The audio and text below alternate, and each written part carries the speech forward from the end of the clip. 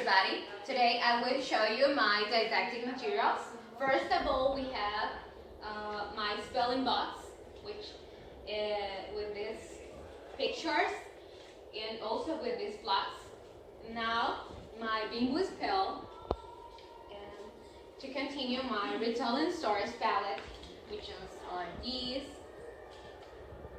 and these. Also my foldable, I use it for writing.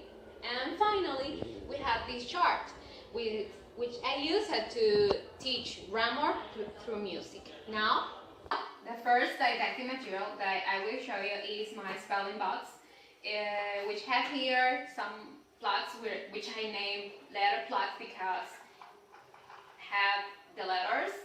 I use this material. I can recommend you to use it for kindergarten students. And this is very useful.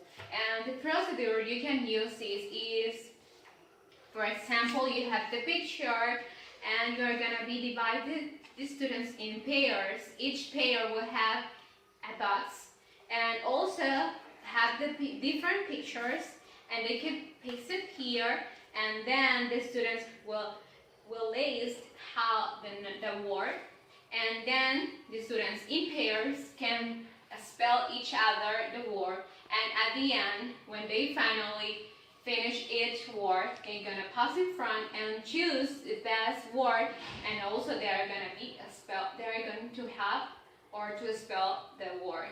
Next is the bingo spell, which I, as a teacher, I'm going to show a picture and I will start describing. The main purpose here is that they are going to learn how to describe, and at the same time they are going to spell a word.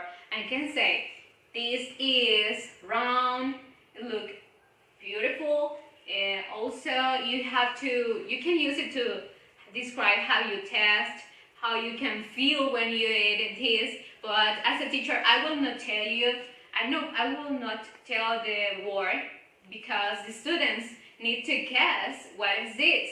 Then, if they know the word, they are gonna select it here as a bingo spell, and at the end, the one who have all the words, they're going to pass in front and also spell the word they have, and they're gonna win. Yes. And the third one is this one is the foldable activity. I really like it because students can write, also can learn. Also, at the same time, they are creating their own story. Foldable can be used for creating new stories. First, as a teacher, the procedure is going to be that you first read the story to the whole class. Then, individually, students are going to create their own story by having these. For example, I read Goldilocks and the Three Birds, and I create the story. But students are going to write what happened at the beginning, what happened in the middle, and what happens at the end. They can create it. I made it my own, but I also like it to have they guess. They can guess a word, and they also can identify what is the word missing. And I really like it, and they can work in class and finish it at home by drawing. They can use their imagination. Also, it's a really good tool used for writing. Now, this chart, I will use it to teach the nouns, but I would like to use the method grammar through music. Once the teacher will play the song, and the second time, the students will recognize the word while they are listening to the song, but they are going to put the word in the right side. If, for example, is a noun, they are going to paste it here, and then if are not noun, they are going to paste it here. Now we are going to do an example.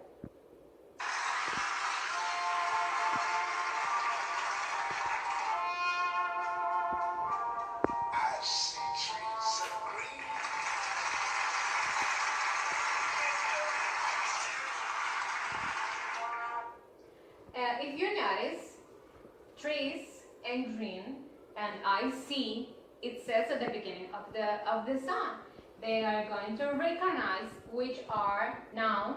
For example, here are the trees, and so on. Finally, we have our retelling stories palette.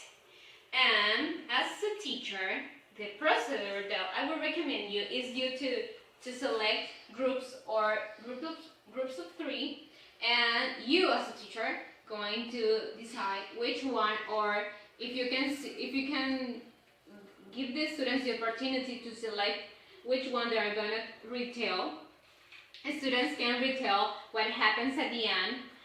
Also, if they can give a solution of the story.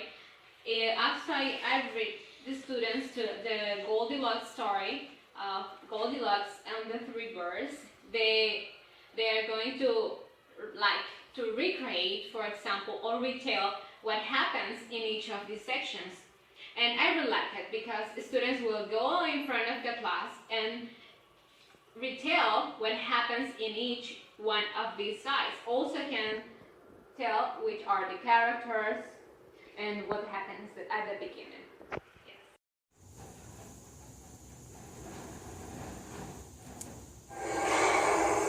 Hi everyone, this is Maylin, and I got 5 beautiful didactic materials for you to teach different topics. And the first one is a hamburger. This is to teach the structure of a paragraph. In here we have the top one, and here you can explain to your students that they have to write their introduction to their paragraph. In this part they have to state the thesis statement. Then the cheese will represent the detail number 1. Then the meat will be the detail number 2. And as we already know, this is the most delicious part of a hamburger. In this part, you have to explain them that they have to state the strongest point of their paragraph. And then we have the veggies. The veggies has to be connected with the conclusion. And then all together will make a well-organized paragraph. Let's move on to our next one. This is to teach phonics. And here you have different digraph. And as we already know, a digraph is a connection of 2 different sounds to make a new different one. And here, for example, we'll have different cards. Students are supposed to come to the front and pick whatever card they choose and say the word. For example, this is white. Then they have to find the right section of the box to place the picture. For example, they have to be there. And so on. Whistle, here, 3, here, and so on with the rest of the pictures. Now let's see our next one. This is a word maker. And in here, this material is very useful for students to come up with new words. Here you will paste like the root word. For example, in this case is sun. And you will have different drops with different word endings or word beginnings. And they are supposed to come and paste a drop. For example, if they paste this drop, then we have a new word. Sun plus this, sunny. So that's a new word. And at the end, you can ask them to define that word. Next, we have 2 different frogs. This is to identify long and short vowel sounds. Here we have different words. Now, students are supposed to pick up a word. For example, they have to say it out loud to their classmates. For example, this one, night, night. And they have to find which of these 2, for example, these 2 containers, they have to classify, is this a long vowel sound or is this a short vowel sound? So, this is a short vowel sound. This one, B, is this a short vowel sound or is this a long vowel sound? B is a long vowel sound. and so on with the rest of the cards. Finally, we have our finger puppets. As we already know, kids love stories. So this is very useful for you to tell them a story using these finger puppets. You tell them a story, okay? And they have to identify the name of your finger puppets.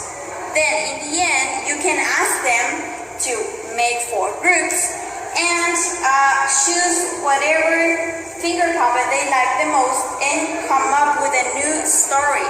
So in that way, they will be enjoying the activity and at the same time creating new things. So this is all for me, and thank you.